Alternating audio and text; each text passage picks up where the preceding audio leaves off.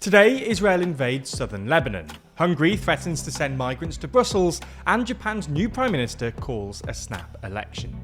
From TLDR News, this is your daily briefing for Tuesday, the 1st of October 2024.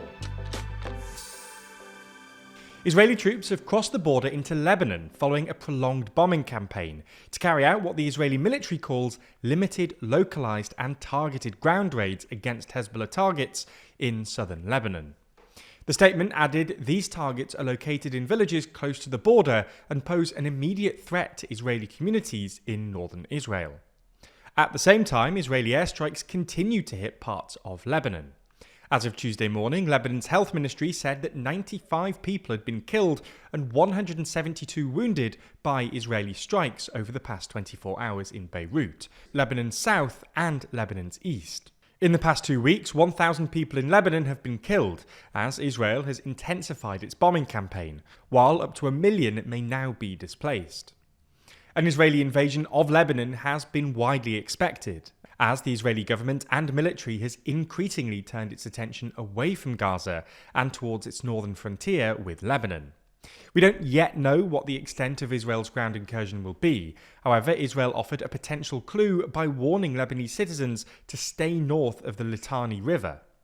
Flowing east to west, around 20 miles north of the border, Israel has long sought to push Hezbollah back behind the river to establish a sort of buffer zone. At the time of writing, Hezbollah has not yet commented on Israel's announcement of a ground invasion, but said on Tuesday morning that it had been targeting Israeli soldiers across the border with rockets and shelling. The group is still reeling after a series of devastating Israeli attacks, including a pager attack on the group's communication network and a massive airstrike that killed its leader Hassan Nasrallah last Friday. Hezbollah and Israel have been trading rocket fire across the Israel-Lebanon border for nearly a year, since Hezbollah fired a salvo of rockets on October the 8th, following Hamas's attack on Israel. It was, until recently, a relatively low-level, contained conflict, with Hezbollah vowing to keep firing on Israel as long as Israel continued fighting in Gaza. As such, Israel's crossing of the border into Lebanon marks a major escalation in the conflict, and has once again raised fears of a wider regional escalation, especially considering that Hezbollah's greatest ally is Iran. Diplomats from around the world had warned Israel against invading Lebanon and urged a diplomatic resolution to the conflict. The US, while calling for a diplomatic resolution, reaffirmed its support for Israel's right to defend itself, but warned Israel of mission creep that could see a limited ground operation evolve into a longer-time full-scale invasion. This is obviously a rapidly updating story, so we'll make sure to bring you updates through the week. There's more on the way, but remember to subscribe and ring the bell for more daily briefing tomorrow. Plus, if you want to support the channel like Andrew Walters, then consider joining the TLDR Daily Membership Programme for just $1.99. Hungary's Prime Minister Viktor Orban has doubled down on his threat to send migrants in Hungary to Brussels, referring to a previous decision by the Court of Justice of the European Union to fine Budapest €200 million for breaking EU asylum rules. Orban said during his parliamentary gathering on Monday that if Brussels persists in its decision to punish us, it will get what it wants. We will take the migrants who are banging on Hungary's gates to the main square in Brussels. This isn't the first time that Orban has made such a threat. In late August, Orban threatened to send migrants in Hungary on a one-way ticket to Brussels on buses, following a ruling by the EU's top court which had forced Budapest to adopt a no-detention refugee policy. This meant that Hungary couldn't keep asylum seekers in prison-like transit zones. A video from Budapest was soon published of the Hungarian State Secretary speaking in front of buses marked Rozsgé Brussels, prompting heavy backlash from Brussels. The mayor of Brussels and other Belgian officials slammed Budapest's proposal, calling it a provocation that contradicts European obligations, as under the EU's Facilitation Directive, member states cannot knowingly facilitate the irregular transit of migrants. The outgoing State Secretary for Migration and Asylum also called the plan unacceptable and violation of the basic principles of trust between EU member states. In other news, Shigeru Ishiba has formally become Japan's new Prime Minister after being approved by Parliament on Tuesday. Ishiba, a former defence minister and relative political outsider, won the ruling Liberal Democrat Party's leadership election last week on his fifth attempt. He succeeds Fumio Kishida, who resigned amid record low approval ratings and a drop in support for the LDP after a series of party scandals. On Monday, Ishiba announced his intention to call a snap general election for October the 27th, a year ahead of the scheduled date. He said, "I believe it's important to have the new administration get the public's judgment as soon as possible. Though it's likely he's seeking to take advantage of the honeymoon period he's likely to be afforded as new Prime Minister." Nevertheless, it gives him relatively little time to try and unite the ruling party before Japan goes to the polls.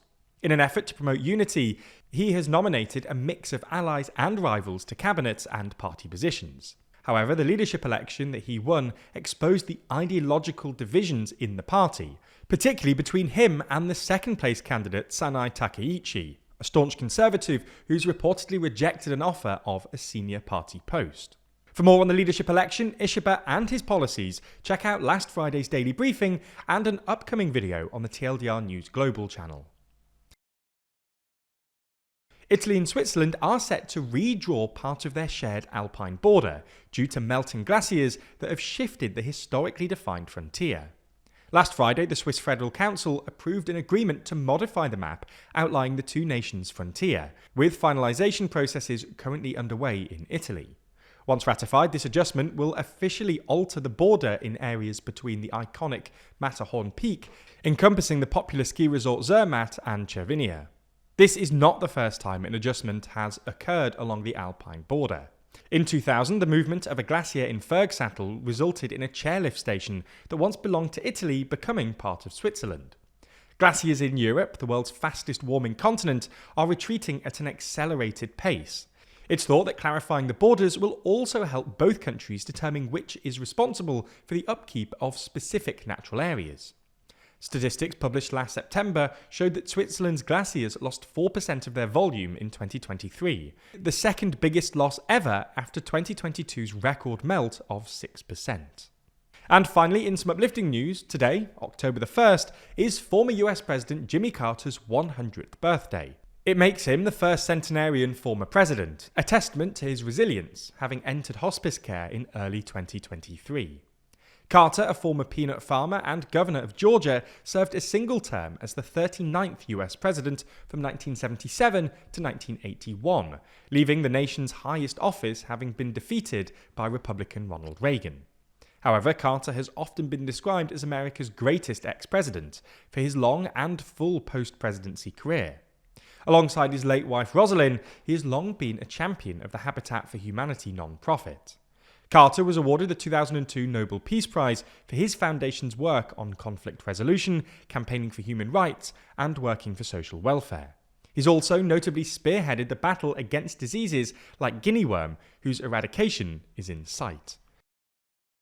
Now, we obviously discussed Japan's upcoming election earlier in the episode, and if that's something you enjoyed, you should check out Too Long, the 2024 election special. For those of you who don't know, Too Long is our physical magazine, where every 4 months we dive deep into stories we care about and you should know about. The next issue, set to be published on December the 1st, will run through every election that's happened in 2024, a year shaped by landmark elections across the globe, from the UK and US to elections in Indonesia, Bangladesh, Mexico, Rwanda, and the biggest democratic exercise in history in India.